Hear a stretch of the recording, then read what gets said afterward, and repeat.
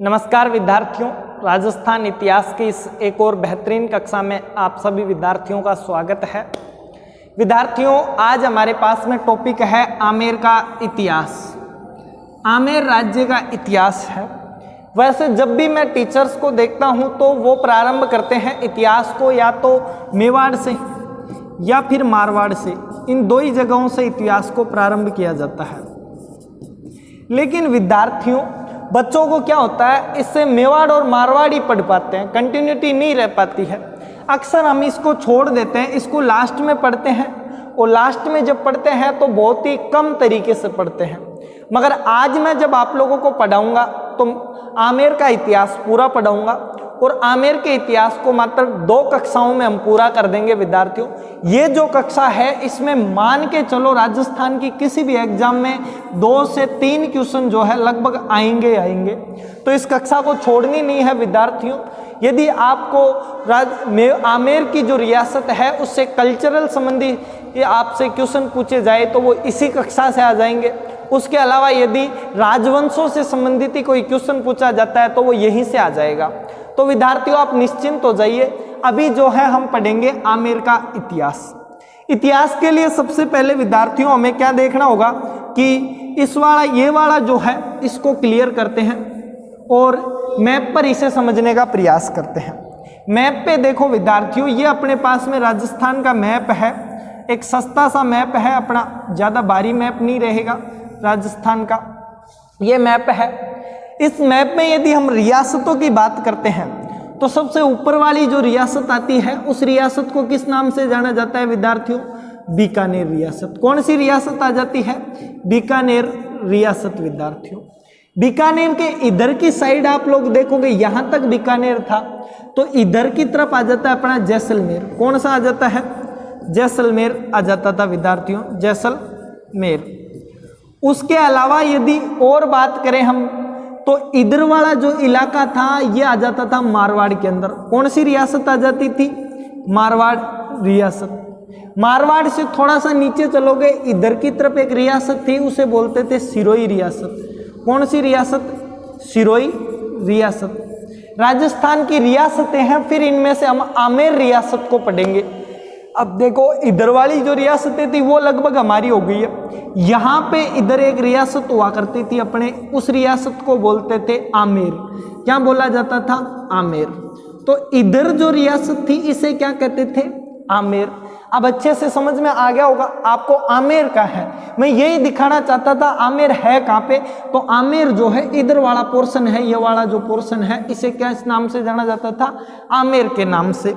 आमेर के अलावा बीच के अंदर आप जब देखोगे तो यहाँ पे थोड़ा सा अपने आ जाता था अजमेर। कौन सा आ जाता था? अजमेर। और इधर वाला जो इलाका था ये वाला जो इलाका था, ये जो मैं पिंक कर रहा हूँ, इसमें आ जाया करती थी अपनी मेवाड़ रियासत। हालांकि मेवाड़ इधर भी फैला हुआ था और आगे तक मालवा तक फैला हुआ था। तो ये रियासत थी यहाँ पे, कौन सी थी? मेवाड़।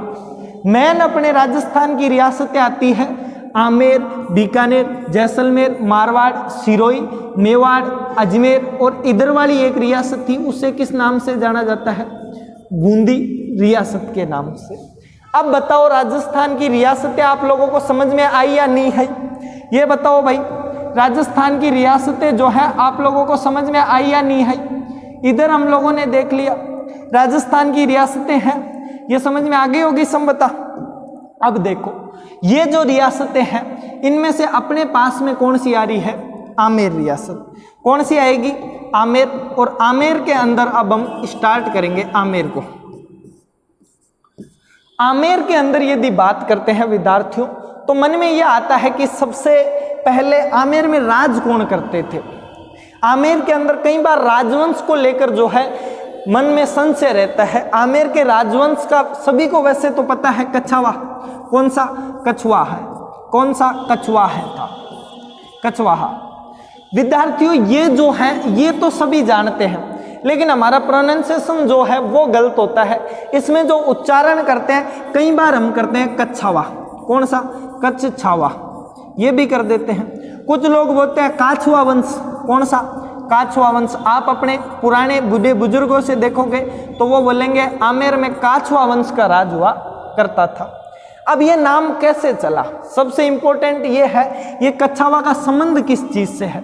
तो यदि कछावा को जब हम पढ़ते हैं विद्यार्थियों, तो कछावा, एक सेकंड इसको इधर कर देते हैं, और ये अपना कछावा की बात करो। देखो कछावा जो है ये अक्सर आमेर वाले जो कछावा है वो स्वयं को किसके, भगवान राम के वंशज मानते हैं। और राम के पुत्र का क्या नाम था विद्यार्थियों, कुश। भगवान राम के पुत्र का क्या नाम था, कुश। तो ये जो कछावा वंश है ये स्वयं को भगवान राम के पुत्र कुश के वंशज मानते हैं। किसके, कुश के वंशज मानते हैं। इसलिए इन जो कुश वंशीय जो थे इन्होंने अपने आप को लिखना क्या प्रारंभ कर दिया, कुशवा। क्या प्रारंभ कर दिया, कुशवाहा नाम से जो है लिखना प्रारंभ कर दिया। धीरे धीरे ये कुशवा किसके अंदर बदल गया, कछावा के अंदर जो है बदल गया। तो विद्यार्थियों आज आपका संशय खत्म हुआ। कछावा को कछावा क्यों कहा जाता है, बिकॉज ये जो थे भगवान राम के वंशज मानते थे खुद को। अजमेर वाले जो चौहान थे वो इनसे अलग थे। कई बार क्या है जोड़ लिया जाता है कि अजमेर वाले चौहान, आमेर वाले जो है कछावा एक ही थे, लेकिन ये एक नहीं थे विद्यार्थियों। जो कछावा थे वह स्वयं को कुशवंशी मानते थे। कौन से, कुशवंशी मानते थे और कुश के वंशज मानते थे। अब आप लोगों ने कई बार सुना होगा कि भगवान राम किसके वंशज थे। राम जो है वो किनके, रघु के, किनके, रघु के वंशज थे। अब बताओ रघुवंशी थे ना भगवान राम, स्वयं को क्या बोलते थे, रघुवंशी बोलते थे। एक दोहा भी चलता है, रघुकुल रीत सदा चली आए, प्राण जाए पर वचन न जाए। तो विद्यार्थियों इसलिए जो है ये जो आमेर वाले हैं ये स्वयं को रघुकुल राज तिलक के नाम से भी जानते हैं। रघुकुल, रघुकुल राज तिलक, राज, एक सेकंड, रघुकुल राज तिलक। यदि आपसे कई बार पूछ लिया जाए कि रघुकुल राज तिलक के नाम से किसे जाना जाता है, तो रघुकुल राज तिलक के नाम से जाने जाते हैं अपने आमेर वाले कछावा। तो विद्यार्थियों यहाँ पे हमारा कछावाओं से संबंधित जो है वो समाप्त हो चुका है। अब थोड़ा सा हम इसके अंदर आगे बढ़ते हैं। नेक्स्ट हम पहले आमेर के शासक को लेते हैं जिसने आमेर के कछावा वंश की स्थापना की आमेर के अंदर, उसके बारे में पढ़ते हैं। तो सबसे पहला वो जो बंदा आता है वो आ जाता है विद्यार्थियों हमारे पास में दुल्हे राय। कौन आ जाता है, दुल्हे राय। दुल्हे राय ये बंदा आमेर के कछावा वंश का पहला संस्थापक माना जाता है। इसी ने जो है आमेर के अंदर आके बसाया था। हालांकि आमेर में ना आकर इसने राजस्थान के दौसा वाले इलाके के अंदर कछावा वंश की स्थापना की थी। अब देखो दुल्हे राय के बारे में पढ़ते हैं। दुल्हे राय के बारे में पढ़ेंगे तो इसके बारे में दो चीजें पढ़नी है। पहली तो ये इसका वास्तविक नाम क्या था। क्या विद्यार्थियों, वास्तविक नाम। इसका वास्तविक नाम जो है दुल्हे राय नहीं था। कई बार परीक्षा के अंदर पूछा जाता है दुल्हे राय का वास्तविक नाम क्या था। तो विद्यार्थियों दुल्हे राय का वास्तविक नाम था तेजकरण। क्या नाम था विद्यार्थियों, तेजकरण। अब आप लोग पूछोगे तेजकरण से ये दुल्हे राय कैसा बन गया। तो ऐसा है कि ये क्या है, गोरा चिट्टा था और एक सामंत का बेटा था। तो बन ठन के रहता था, एनी टाइम अच्छे कपड़े पहनना, सारा कुछ सिस्टम था। उसी वजह से ये स्वयं को क्या है, अच्छे रखता था, दूल्हे की तरह सज के रखता था। तो लोगों ने क्या नाम निकाल दिया इसका, लोगों ने इसका नाम निकाल दिया दुल्हे राय। बोला ये तो दूल्हा है तो इसका नाम क्या पड़ गया, दुल्हे राय पड़ गया। अब दुल्हे राय जी की शादी भी होनी जरूरी है। दुल्हे राय नाम है तो दूल्हा बनाया भी जाना चाहिए बंदे को। तो इसका नाम जो है, दुल्हे राय की जो शादी थी वो हुई दौसा में। अपने कहाँ पे, दौसा में।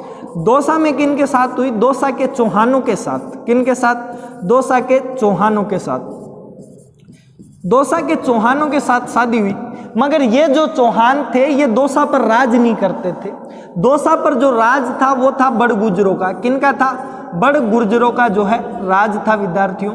तो दौसा के ऊपर राज किनका था, बड़ गुर्जरों का राज था। इसलिए ये चौहान क्या थे, बड़ गुर्जरों से जलते थे। एक बार इन चौहानों ने कहा दुल्हे राय जी को कि आप जो है हमारी हेल्प कर दो दौसा को जीतने में। तो दुल्हे राय जी फाइनली 1137 ईस्वी के अंदर, कब विद्यार्थियों, 1137 एडी ईस्वी को क्या बोलते हैं, एडी, इसमें अटैक कर देते हैं और दौसा के बड़ गुर्जरों को हरा देते हैं। और 1137 में अपनी राजधानी किसे बनाते हैं विद्यार्थियों? दौसा को अपनी राजधानी बना लेते हैं। किसको? दौसा को जो है अपनी राजधानी बना लेते हैं। कब बनाते हैं? 1137 ईस्वी के अंदर जो है दौसा को अपनी राजधानी बना लेते हैं। अब देखो, जब 1137 में दौसा को बनाया तो राजधानी बनते ही वहां पे थोड़े बहुत निर्माण कार्य करेंगे, थोड़े दिन शांति से रहेंगे। शांति से रहने के बाद में दुल्हे राय को लगा यार काफी दिन हो गए यहाँ पे रह रहे हैं, एक नए इलाके को जीतना चाहिए, इसलिए ये यहाँ से निकलता है दौसा से, और दौसा के पास में एक शहर है रामगढ़। कौन सा शहर है? रामगढ़। इस रामगढ़ को भी जीत लेता है। रामगढ़ में किन का अधिकार था? रामगढ़ में अधिकार था मीणाओं का अधिकार। किन का था? मीणा वंश का अधिकार था रामगढ़ में। इनको हरा देता है और इनको हरा के उस स्थान पर अपनी कुल देवी दौसा के अंदर हराया, तो वहां पे कोई इच्छा काम नहीं करवाया था इसने कुल देवी की स्थापना कहाँ पे की? रामगढ़ के अंदर की। और उन कुल देवी का नाम क्या था? जमुवाई माता। किनका? जमुवाई माता के मंदिर का निर्माण करवाया।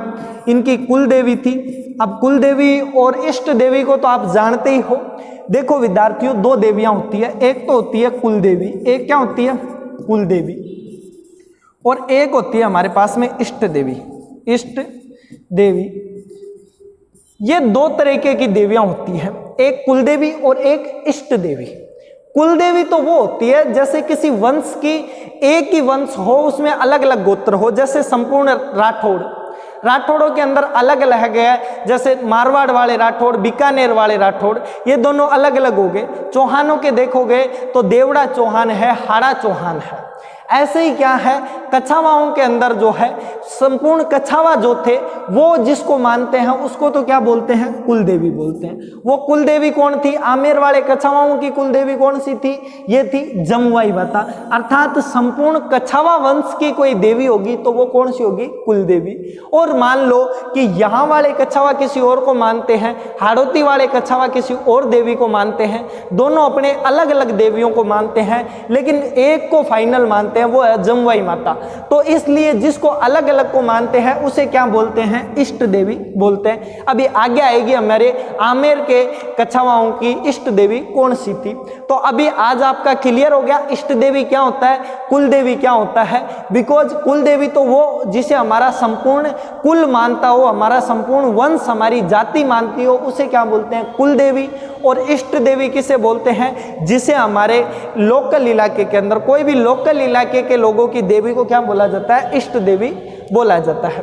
तो विद्यार्थियों अब देखो, इन्होंने जमुवाई माता का मंदिर बनाया और इसीलिए ये वाला जो इलाका था इसका नाम पड़ गया जमुवाई रामगढ़। क्या नाम पड़ गया? जमुवाई रामगढ़ इसका नाम पड़ गया। और धीरे धीरे जो है आजकल इस इलाके को थोड़ा सा और चेंज हुआ और जमुआ रामगढ़ के नाम से जाना जाता है। जयपुर के पास में ये एक इलाका है जमुआ रामगढ़ का इलाका, पहाड़ियों से घिरा हुआ इलाका है। पहाड़ियों में जो है माता जी का मंदिर है, बहुत ही अद्भुत मंदिर है। अब विद्यार्थियों इन्होंने तो इतना ही कार्य किया था। अब देखो कई बार हम कंफ्यूज होते हैं, आमेर के अंदर कछावा वंश की स्थापना किसने की? देखो आमेर के कछावाओं की स्थापना किसने की थी? दुल्हे राय ने। लेकिन आमेर के अंदर दुल्हे राय ने नहीं की। एक तो कहाँ पे की है? दौसा में की है, और एक कहाँ पे की है? रामगढ़ में की है। ये दोनों आमेर में तो नहीं है ना भाई। आमेर का अब आगे पढ़ेंगे। अब बताओ आप लोगों का दुल्हे राय क्लियर हुआ? यदि क्लियर हुआ है विद्यार्थियों तो वीडियो को लाइक और चैनल को सब्सक्राइब अभी से कर दो। अभी तो आगे धीरे धीरे और पढ़ेंगे। तो अब देखो हमारे नेक्स्ट बढ़ते हैं। तो विद्यार्थियों अब जो है हमारे पास में नेक्स्ट राजा आ जाते हैं काकिल देव। कौन आ जाते हैं हमारे पास में नेक्स्ट राजा? काकिल देव। देखो अभी तक हम लोगों ने जो भी पढ़ा वो कौन सा था? वो था कि दुल्हे राय पढ़ चुके थे हम। दुल्हे राय ने क्या किया क्या नहीं किया वो सारा कुछ हमने पढ़ लिया था। अभी तक हमारे पास में ये नहीं आया था कोई भी कछावा वंश का राजा आमेर की गद्दी पे नहीं बैठा था। काकिल देव दुल्हे राय के वंश में एक प्रतापी राजा हुआ और 1203 में, कब? 1207 में इसने जो है आमेर को जीत लिया। किसको? आमेर को जीत लिया और आमेर का शासक बन जाता है। काकिल देव 1207 में आमेर को जीत लेता है, आमेर का शासक बन जाता है। आमेर में हराता किसे है? ये मीणा वंश को। किनको? मीणा वंश को जो है पराजित करता है। और मीणा वंश को पराजित करने के बाद में ये विद्यार्थियों मीणा वंश को हराता है और मीणा वंश को पराजित करने के बाद में ये विद्यार्थियों क्या करता है, इसका नाम बदल देता है आमेर का, और आमेर का नाम कर देता है अंबिकापुर। क्या नाम कर देता है? अंबिकापुर। अंबिकापुर नाम हो जाता है आमेर का, और यहीं पे एक मंदिर का निर्माण करता है और उस मंदिर को कहते हैं अंबिकेश्वर। कौन सा? अंबिकेश्वर महादेव, अंबिकेश्वर महादेव। तो विद्यार्थियों इसने 3 काम किए। एक तो अंबिकेश्वर महादेव के मंदिर का निर्माण करवाया, और दूसरा इसने क्या किया, आमेर का नाम बदल दिया, और आमेर का नाम बदल के क्या कर दिया, अंबिकापुर जो है आमेर का नाम कर दिया। उसके बाद में देखे विद्यार्थियों, आमेर का पहले नाम क्या था हमारे पास में? आमेर का नाम था आमेर, और उसे चेंज किस में किया? अंबिकापुर के अंदर कर दिया। अंबिकापुर में निर्माण किसका करवाया? अंबिकेश्वर महादेव के मंदिर का निर्माण करवाया इसने। अब देखो एक किला है बड़ा इंपॉर्टेंट है, आंबागढ़। कौन सा? आंबागढ़। कई बार आप लोगों ने नाम सुना होगा, अभी हाल ही के अंदर चर्चा में रहा था। इन्हीं मीणा वंश के लोगों द्वारा इसको चर्चा में लाया गया, बिकॉज इस पे राजपूत अपना अधिकार दर्शा रहे थे। अब देखो इसका नाम भी आंबागढ़ जो है इसी वजह से पड़ा था। जब आमेर का ही नाम बदल दिया गया तो आमेर में स्थित कोई किला उसका भी नाम बदला जाएगा, और ये अंबिकापुर नाम रखा गया, इसीलिए इस मंदिर का नाम क्या कर दिया गया था? आंबागढ़ कर दिया गया था। तो विद्यार्थियों अब जो है आप लोगों को अच्छे से कॉन्सेप्ट क्लियर आ गया होगा काकिल देव के अंदर, बस अपने को इतना सही पढ़ना था। उसके बाद में हमारे जो है नेक्स्ट राजा आ जाते हैं, एक अगले जो राजा आएंगे हमारे वो आ जाते हैं बारमल। कौन आ जाता है? बारमल। नेक्स्ट राजा कौन आ गया हमारे पास में? बारमल। बारमल को तो आप अच्छे से जानते हो। बारमल के यदि टाइम पीरियड की बात करें तो बारमल शासक बना था 1547 ईस्वी के अंदर। कब? 1547 ईस्वी के अंदर, और अंतर रहा कब तक था? 1573 ईस्वी तक। कब तक? 1573 ईस्वी तक। तो बारमल को आप लोगों ने कई बार सुना है, अकबर के साथ में अपनी बेटी का विवाह किया था। इतना ही जानते हो।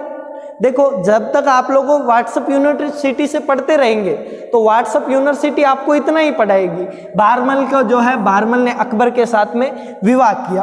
उसके अलावा क्यों किया ये सारा कुछ जो है अब पढ़ेंगे हम आज। देखो बारमल जब शासक बना तो बारमल के परिवार में एक व्यक्ति था सूजा। कौन था? सूजा। ये बारमल को मारना चाहता था। राजस्थान के अधिकांश राजा किसके मित्र थे? सूजा के मित्र थे। बारमल क्या था? अकेला था। इसलिए बारमल ने क्या किया, सोचा यार यहाँ से चलते हैं। और बारमल का एक दोस्त था नारनौल। नारनौल की जगह सुनिए आप लोगों ने, नारनौल हरियाणा के अंदर जगह है नारनौल। यहाँ का नारनौल के अंदर जाता है, और यहाँ का एक शासक था मजनू भाई। कौन था? मजनू भाई। इस मजनू भाई के पास में आ जाता है ये। मजनू भाई का नाम तो सुना ही है आप लोगों ने, वेलकम मूवी देखी है, होते हैं ना उसमें अनिल कपूर, मजनू भाई। अनिल कपूर है या कौन से हैं, शायद अनिल कपूर ही है। तो मजनू भाई जो है उनके पास जाता है और मजनू भाई को कहता है मेरी हेल्प करो। तो मजनू भाई इसे यहाँ से निकाल के लेके जाते हैं, और कहाँ पे लेके जाते हैं? अकबर के पास में। किसके पास में? अकबर के पास में निकाल के लेके जाते हैं। जब अकबर के पास में मजनू भाई लेके जाते हैं बारमल को, तो अकबर पहली बार इग्नोर कर देता है। पहली बार क्या करता है? इग्नोर करता है।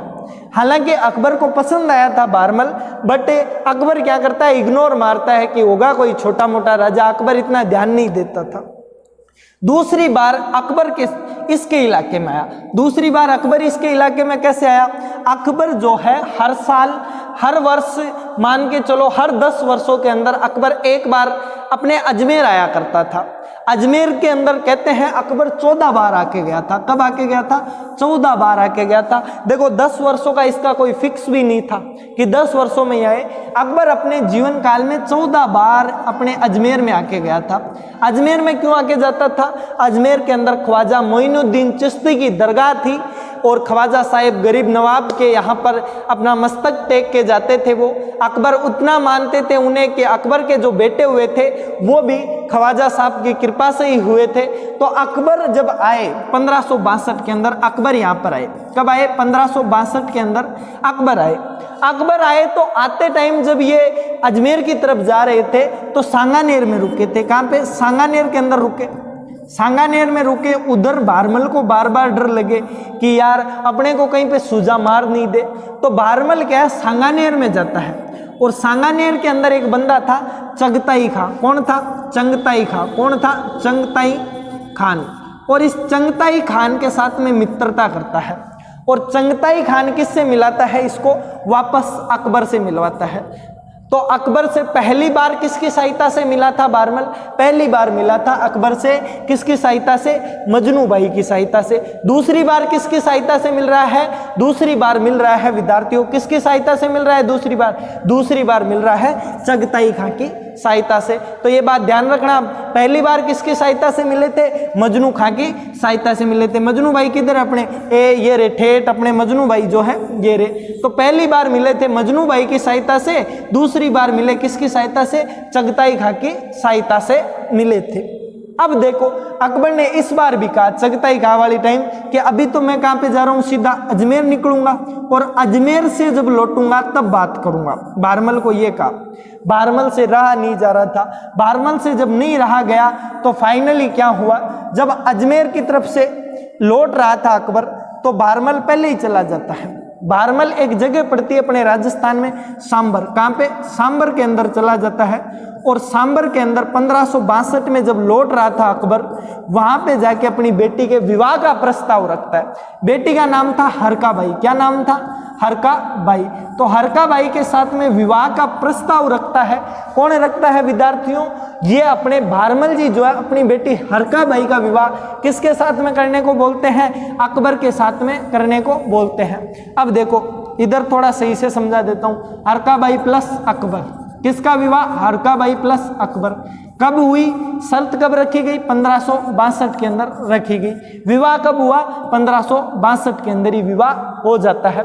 और ये राजस्थान की पहली रियासत थी जिन्होंने अकबर के साथ में वैवाहिक संबंध स्थापित किए थे। तो यहां से भी आपका क्वेश्चन आता है, राजस्थान के साथ में अकबर ने राजस्थान की किस रियासत के साथ सबसे पहले वैवाहिक संबंध स्थापित किए थे? तो वो कौन सी रियासत थी विद्यार्थियों? वो थी जयपुर रियासत, या जिसे आप आमेर रियासत भी बोल सकते हो।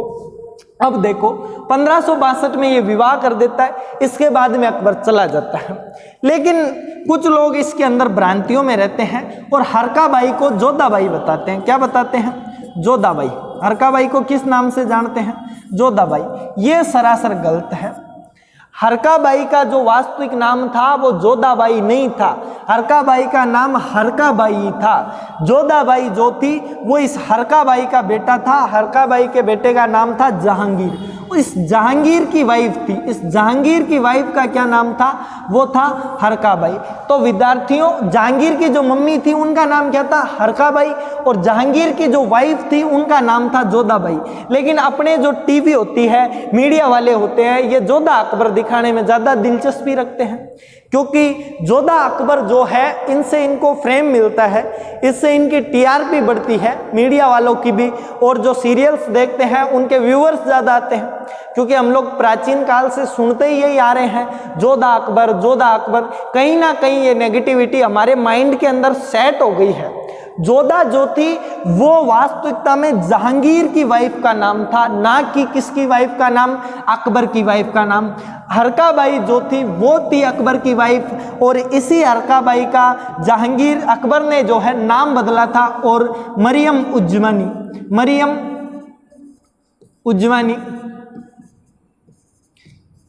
उज्मानी की जो उपाधि दी गई थी वो किसको दी गई थी विद्यार्थियों? वो दी गई थी हरका बाई को। ये जो जोधा बाई थी ये वास्तविकता में मानी बाई थी। कौन थी? मानी बाई। कौन थी? मानी बाई। जोधपुर की राजकुमारी थी मानी बाई। उसका विवाह हुआ था अकबर के पुत्र जहांगीर के साथ में। और जहांगीर ने जो है बाद में जोधपुर से होने के कारण इसको किस नाम से पुकारा था? मानी बाई को अपने जोधा बाई के नाम से पुकारा था विद्यार्थियों। तो आप लोग अब से कभी डिस्टर्ब मत होना, कभी ये मत सोचना कि जो अकबर की वाइफ है उनका नाम क्या था? जोधा बाई। अकबर की वाइफ थी हरका बाई और अकबर की जो पुत्र था जहांगीर उसकी वाइफ का नाम था जोधा बाई। क्योंकि उसकी वाइफ जो मानी बाई थी वो कहाँ की थी? जोधपुर की थी, इसलिए उसका नाम क्या रखा गया था? जोधा बाई जो है रखा गया था। तो विद्यार्थियों बारमल में अपने इतना ही था। बारमल में बेसिकली इतना ही है जो भी है। अपने बारमल कहाँ से स्टार्ट हुआ था? ए बारमल ये रहा, ठेठ बारमल यहाँ से है। बारमल में क्या क्या था, बारमल ने जो है नारनौल के, सबसे पहले नारनौल के शासक किसके साथ, मजनू खां के साथ मिलकर अकबर से मिलने का प्रयास किया। दूसरी बार सांगानेर में चंगताई खां से मिला। तीसरी बार जब मिला तो विवाह कर देता है हरकाबाई का सांबर के अंदर, और हरकाबाई से पुत्र होता है जहांगीर, वो विवाह करता है मानीबाई से, और मानीबाई का नाम जो था इतिहास के अंदर जोधाबाई रखा गया था। अब विद्यार्थियों आगे बढ़ते हैं हमारे पास में नेक्स्ट पेज पर। अब हमारे पास में नेक्स्ट राजा आ जाते हैं भगवंत दास जी। कौन आ जाते हैं, नेक्स्ट राजा कौन आ जाएंगे, भगवंत दास जी। इसको थोड़ा सा मैं जो है जूम कर लेता हूं एक बार। अब देखो नेक्स्ट राजा कौन आए अपने पास में, भगवंत दास जी, भगवंत दास जी, भगवंत दास। नेक्स्ट जो हमारे राजा हैं वो कौन है, भगवंत दास जी। इनके टाइम पीरियड की यदि बात करते हैं तो इनका टाइम पीरियड आ जाता है 1573 से 1589। कब, 1573 से 1589 तक का टाइम पीरियड था। अब देखो जब भारमल अपनी बेटी का विवाह करता है हरकाबाई का, तो उस समय अकबर के साथ में कौन जाता है, भगवंत दास, और भगवंत दास के बेटे का नाम था मान सिंह। ये दोनों किसके साथ में चले जाते हैं, अकबर के साथ में वहीं पे चले जाते हैं दिल्ली के अंदर, और अकबर की सेवा करते हैं। भगवंत दास में यदि कोई पढ़ने की चीज है तो वो है सरनाल का विद्रोह। कहाँ का विद्रोह विद्यार्थियों, सरनाल का विद्रोह। कौन सा, सरनाल का विद्रोह, सरनाल विद्रोह। अब देखो इसके लिए बारमल को जो है भगवंत दास को जाना जाता है। सरनाल विद्रोह क्या था, सरनाल जो है विद्यार्थियों ये गुजरात में पड़ता है, अपने कहाँ पे पड़ता है, गुजरात में पड़ता है। और इस सरनाल नाम की जगह पे मिर्जा, कौन, मिर्जाओं का शासन था, मिर्जा बंधुओं का। अब वैसे तो अकबर भी मिर्जा ही था, अकबर के जो दादा थे बाबर, बाबर भी मिर्जा था। बाबर के पिता, बाबर पहला मुगल शासक था जिसने विद्यार्थियों, बाबर पहला मुगल शासक था जिसने अपने नाम के आगे बादशाह लगाया था। बाबर के पिता भी जो है उमर से एक मिर्जा थे, स्वयं के नाम के पीछे क्या लगाते थे, मिर्जा लगाते थे। उनके बाद में कौन आए, बाबर हुआ, और बाबर ने स्वयं को बादशाह घोषित कर लिया। बाबर जो है हालांकि इस मामले में पड़ा नहीं, और बाबर ने तो अपने जीवन काल में लड़ता ही रह गया। 1526 में देखो भारत आया था, कब आया था, 1526 में बाबर भारत आता है। 1526 में जैसे ही आता है, एक मिनट इसको थोड़ा छोटा कर लेते हैं अपन, इधर ये हो नहीं रहा है, हाँ 1526 में बाबर भारत आता है। 1526 में कौन सा युद्ध होता है, पानीपत का युद्ध। कौन सा, पानीपत का प्रथम युद्ध हो जाता है। किस किस के बीच में, एक तो बाबर होता है हमारे एक तरफ, और बाबर वर्सेस दूसरा कौन सा होता है, इब्राहिम लोदी। कौन सा होता है, इब्राहिम लोदी। तो विद्यार्थियों पहला युद्ध कब लड़ा गया है, 1526 में लड़ा बाबर ने। किस किस के बीच में हुआ, बाबर और इब्राहिम के बीच हुआ। युद्ध का क्या नाम था, पानीपत का युद्ध हुआ। दूसरा जो है 1526 के बाद में नेक्स्ट जो युद्ध हुआ था वो लड़ा गया था हमारा 1527 के अंदर। 1527 में कौन सा युद्ध हुआ, खानवा का युद्ध। कौन सा, खानवा का युद्ध। और खानवा का जो युद्ध था ये आप सभी को पता है, ये किस किस के बीच में हुआ, बाबर और महाराणा सांगा के बीच में हुआ। उसके बाद में 1528 के अंदर हुआ।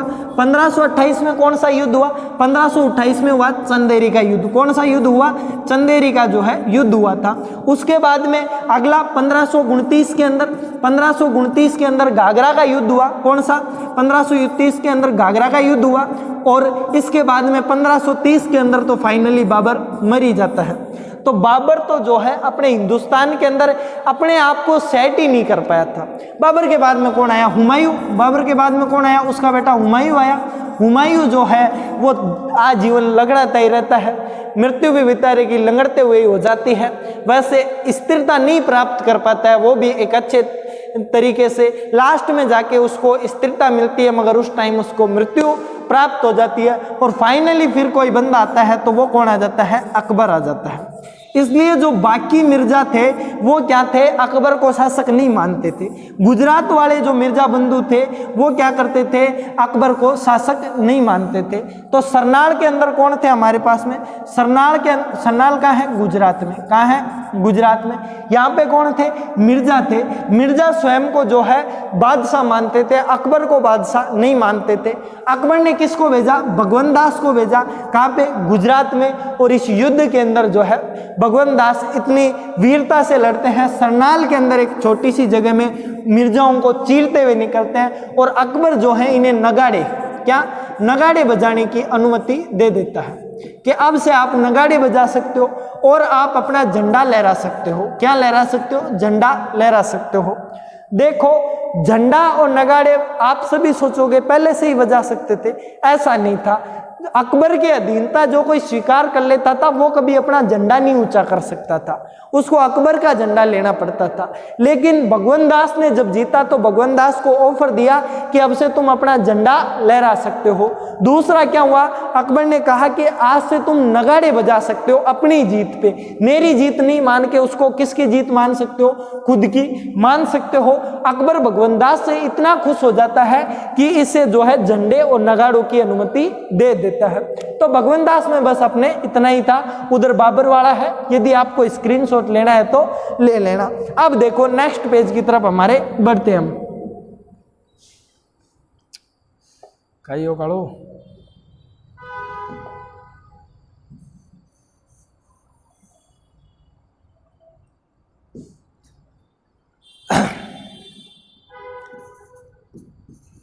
दिख रही है क्या,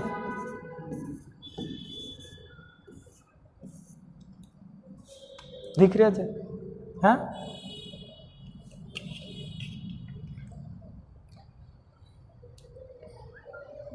अब देखो हमारा नेक्स्ट राजा आ जाता है मान सिंह जी। मान सिंह जी के टाइम पीरियड की बात करें तो 1589 के अंदर भगवंत दास की मृत्यु होती है। और मान सिंह जी 1589 से लेकर कब तक हमारे शासक रहते हैं, मान सिंह जी 1589 से छोई कौन फटिया कौन ना, मान सिंह को कौन फटिया ना शासन कर चुका थोड़ी छो बड़बड़ बड़बड़ मैं यही कर दूं। तो अब देखो हमारे नेक्स्ट राजा आ जाते हैं मान सिंह जी। मान सिंह जी का शासन पीरियड स्टार्ट होता है 15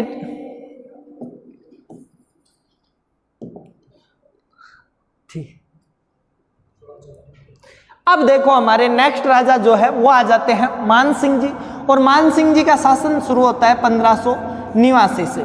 1589 से इनका टाइम पीरियड स्टार्ट होता है और 1614 तक, लगभग 1614 तक इनका शासनकाल रहता है।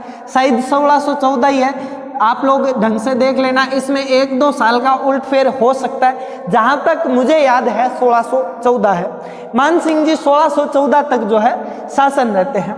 मान सिंह के में हमें 2-3 चीजें इंपॉर्टेंट पढ़नी होती है। एक तो देखो मान सिंह के जन्म की बात करते हैं। मान सिंह का जन्म हुआ था 1550 के अंदर। कब हुआ था, मान सिंह का जन्म हुआ था 1550 के अंदर। और 62 के अंदर अकबर का विवाह हुआ था 1562 में। 1562 में मान सिंह कहाँ पे चला जाता है, अकबर के पास। कहाँ पे, अकबर के पास। और कितनी उम्र थी उस समय, मात्र 12 वर्ष का था तब अकबर के पास चला जाता है। अब देखो मान सिंह की यदि मैं बात करता हूं तो मान सिंह मुझे पर्सनली यदि योद्धाओं में देखा जाए तो सबसे बेहतरीन योद्धा मुझे मान सिंह जी लगते हैं। हालांकि प्रताप, राज सिंह, अनेक योद्धा हुए, कुंभा, महाराणा सांगा, लेकिन वो अपनी जगह पे योद्धा थे।